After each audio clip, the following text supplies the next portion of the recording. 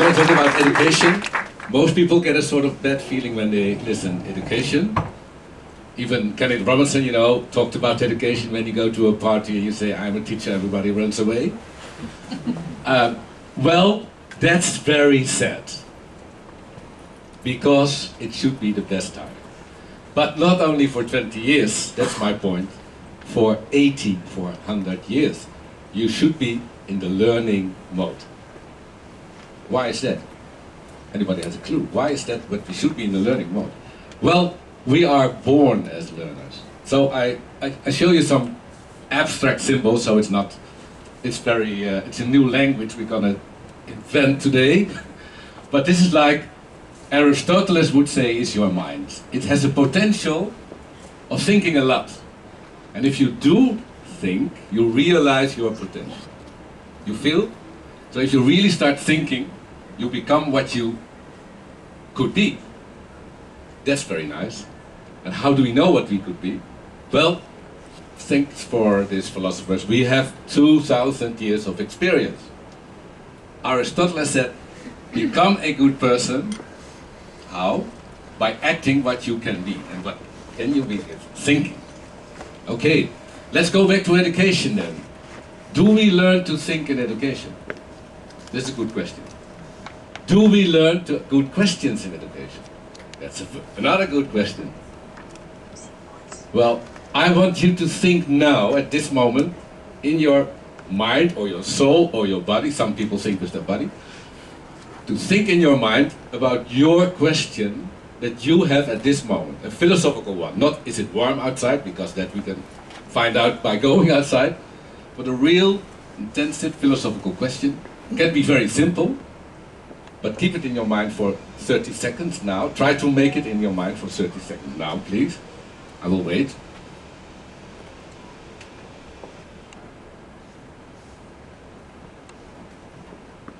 And we almost reached the answer of the question of today, because we had a very nice focus. And we also felt the focus of the other people. I don't know if you noticed it, but you can feel the other person thinking.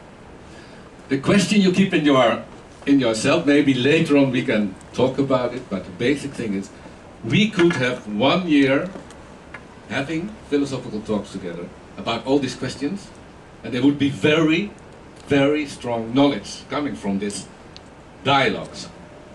Not discussion, not debate, but dialogues. Why is it? Because we have knowledge in ourselves.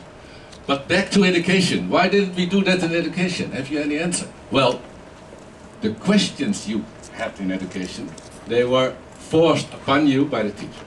I don't blame teachers, because they do a lot of teachers do a very good job.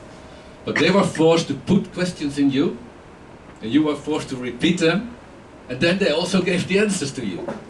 And you also have to repeat them. I remember biology class, and we got 200 questions about the human body, and we had to make the answers, 200 answers, in the book. This is very interesting. How can you, what would Aristotle say? Well, Socrates would say, you can never grow as a person when you have a fixed program. Forget it. What is education? The essence of education, ladies and gentlemen, is a fixed program. Is it university? Is it a grammar school? Is it basic school? Whatever, art school, they have fixed program. Let's forget it. That will be the talk that's the plea I'm going to do. Real questions, they are very interesting. Children have very good questions. I do it also with immigrant kids, I do it with gifted kids, I do it with students of university, this talking and about questions. But there was one child, 16 years old, so he had already 14 years of education, asking an immigrant kid in Amsterdam, what is your question? Master, teacher, I don't have a question. I wait because I know you have a question. And then after 5 minutes waiting, and she was really realizing this man is going to wait, then she said, okay, I have one question. What is the meaning of life? Okay, that's a real one. Another girl had a question. Why do water comes from the air?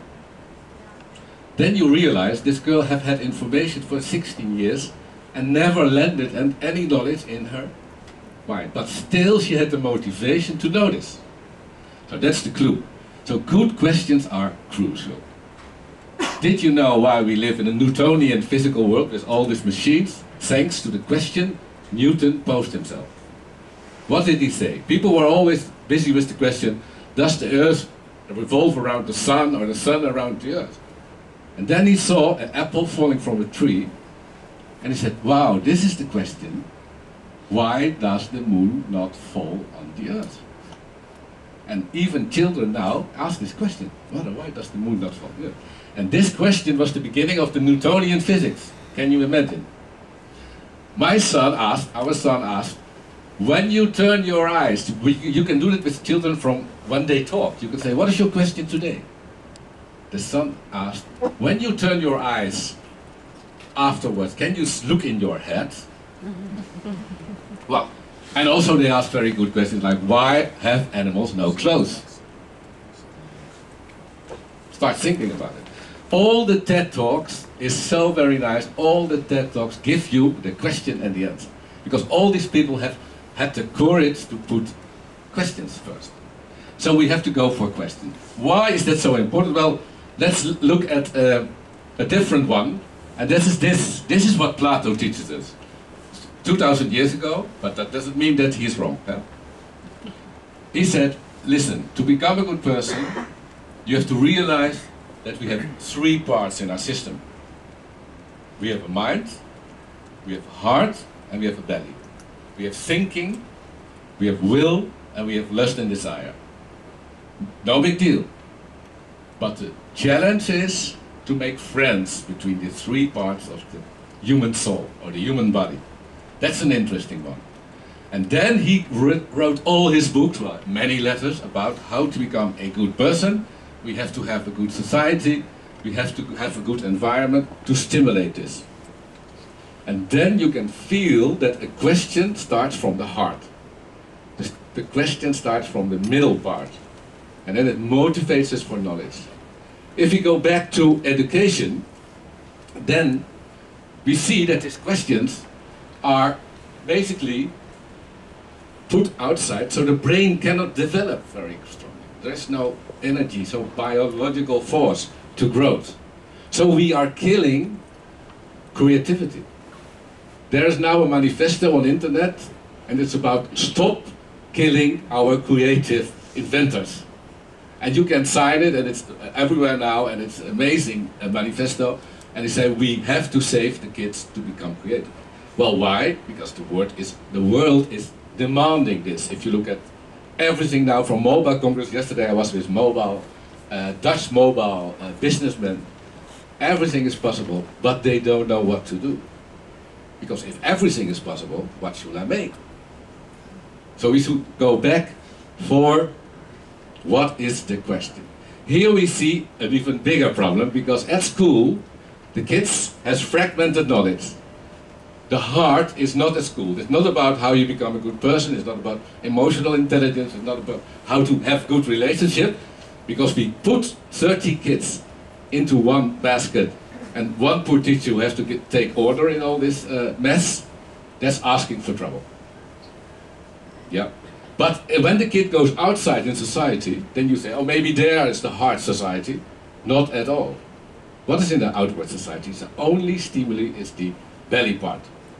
You have advertisement, you have sexual stimuli. Even in all this sporting is an accent on desire and lust. If you combine that, abstract thinking, which is not yours, and lustful, which is also not yours, then you call this the pornographic side. So we are in a very big problem of identity. And we see that with internet. What is the biggest traffic in internet nowadays? It's pornography. So we are fragmented selves. That's quite a heavy conclusion. But is there hope? Yes, of course there's hope, because we all we see is a lot of initiatives in the world, and we see that a sort of collapse of systems. We see that at internet a lot of person-to-person things are happening. So that would be a very tremendous new challenge. What is now a very strong structures I want to talk to you about, which is the Socratic dialogue. The Socratic dialogue, invented, of course, by Socrates, and it has to do with and I tend to unify always the three aspects of a person. When I do a Socratic dialogue, we go and sit together with 10 people or 15 people or 5 people, and we formulate our question together. And we use philosophical methodologies to analyze the question, but above all, we listen. So we listen to the question, and we listen to one another. So one person says something, then I ask the other person, what did the one person say? You cannot repeat it. That's the first smash.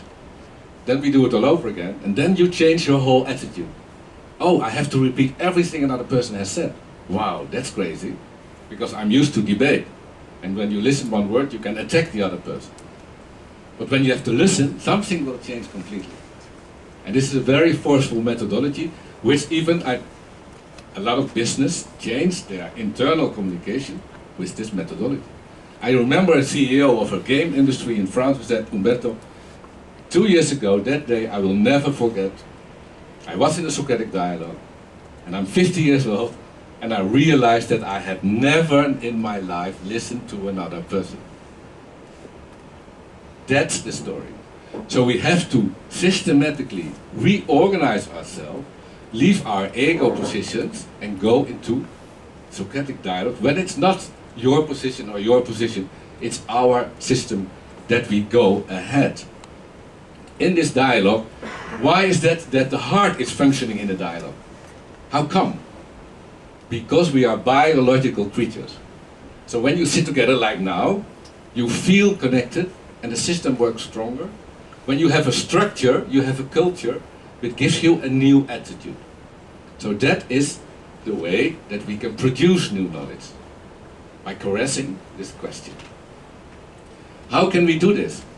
We can do this at any moment, at any time, but to start with, we can do it in schools. So we can say kids will have dialogues every day, and they will reflect on that question every day. Then they will grow, and now it comes with a person as an example. You see the brown sign is a complete person, a unified person. There exist a lot of unified personalities. We should contact them with young kids, or with adolescents, or with other person. So our task is not to maintain an educational system for the system itself. We have to ask our strong personalities to contact with young people. They will do it because they feel this as a nice task. And because of these examples, the young will develop themselves. So it means that we have, it's philosophically very abstract, but it means that we go from abstract knowledge, and I've studied 2 studies to know that most university studies are more abstract than concrete. That means that they go about a world which maybe doesn't exist, and completely loses the person-to-person relation. So we have to go back to the person-to-person relation, and that is the dialogue. And when you go there, then always this left person will develop as an example to the right one, the good one. So this means that we have to change the educational system. But it's all about money, of course. We invest a lot of money in education. How can we solve it? Well, look at internet. What can you learn on internet? Well, basically, what can you not learn on internet? Almost everything. You can learn to play music, language. In Spain, everybody have 15 years of English classes, and the majority of people doesn't speak English. If I give you $300 or 300 euros, you will learn with an internet program in 3 months perfectly English. Because it's interactive. Because it feels, oh, you can this, and we go in that level. So it reacts every moment. So you feel your child in you, you want to go to the next level. If I learn physics, there's a physics program on the internet. The laws of physics, when I explain to you is arrows and the degrees, you get lost. You say, I don't understand physics. If I give you Cut the Rope, the game of your iPad or your iPhone, you will make very complex Newtonian movements. So what's the big deal? Well, the big deal is that we have to incorporate this gaming, this long-distance learning. You can talk with the Nobel Prize winner in MIT because he gives college to 1 million students, no problem. we should combine it, because leave our kids on internet is dangerous, we know that. So we need a good structure to combine the internet with the Socratic dialogue. And that's called the Socratic Learning Hub. That means every day you are in contact with rich personalities, and the money the government spends on a child, you know how much that is? Every child consumes like 60,000 euro or 100,000 euro in his lifetime. We give it to the parents, like drawing rights, and we say, you can choose your internet applications for your child. What can you do with that money? Well, but we have to have this personal growth, so we need good Socratic learning hubs. The village house can be a center for dialogue. Can be good teachers, there are a lot of good teachers, they transform in Socratic tutors, but can be businessmen who wants to have contact with kids. Because, ladies and gentlemen, we have to do something, because the future we don't know. Tomorrow, in 5 years, Mobile World Congress will be completely different, because whole Africa will be in there. Did you know what Africans are planning to do with mobile? No, but they have very strange and rich and good plans. So the world is going to be totally different. That means let's prepare our kids for putting good questions. Give them trust, put the money where it should be, in strong learning. So we have every day this learning in the village, in the town, in the library, or with your iPhone in the park. We always know where you are. We can even put a cam to protect you, but you can use the internet at maximum, and there is no exam, because the level is endless. If you give kids the game, they go endless.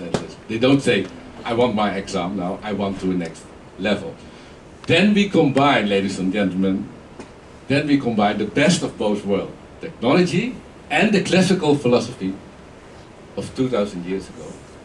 Plato already warned us for the pig society. He called this the pig society, where you forget your heart. He also warned us for a society with only brains. Because if you have only brains and you don't use your heart and your belly, this person is punished by circulating 20,000 years around the earth without brain. So, what should we do? We should do something to get kids complete. I want to close with a logo which represents this, and it is produced by Miguel A. Tillman, Holland and Spain together, and it signifies how we can become, by being together in intense dialogue, for the moment have this unity and produce person-to-person knowledge, in which every mobile company can do what we want. We say we want this and everything is possible. We see the three parts. It grows in the dialogue because we are together, and because we are together we are a biological, neurological system. We know from the neuroscientists that your brain functions better with other people. You see this coming to a unity. And what's the result? The result is our model of a good person. So the answer to the question was, what is a good person? Thank you.